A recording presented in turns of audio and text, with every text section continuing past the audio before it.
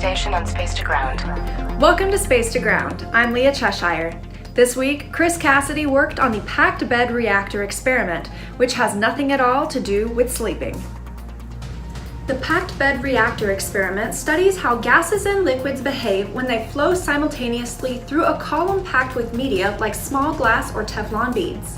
Currently, the space station uses this technology in its water recovery system, fuel cells, and other equipment, but none are designed to handle gas and liquid simultaneously in microgravity. By studying the hydrodynamics of liquid and gas flows on orbit, scientists are hopeful this research will lead to more efficient and lightweight thermal management and life support systems that consume less energy, which also helps prepare us for future Artemis missions to the Moon or eventually to Mars. Next week, you can watch live as the last White Stork spacecraft of its generation descends from its perch on the International Space Station.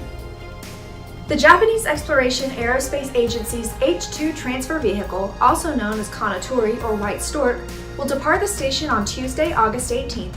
Station Commander Chris Cassidy will use the Canadarm2 to release the vehicle, destined for a fiery re-entry into Earth's atmosphere.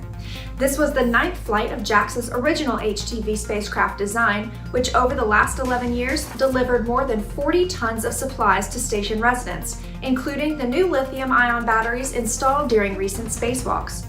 JAXA is developing a new generation of cargo craft for future flights called HTV-X.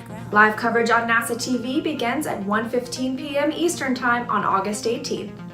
This week's question comes from Monica Ruiz, who wanted to know the purpose of the booklet attached to an astronaut's left arm during a spacewalk.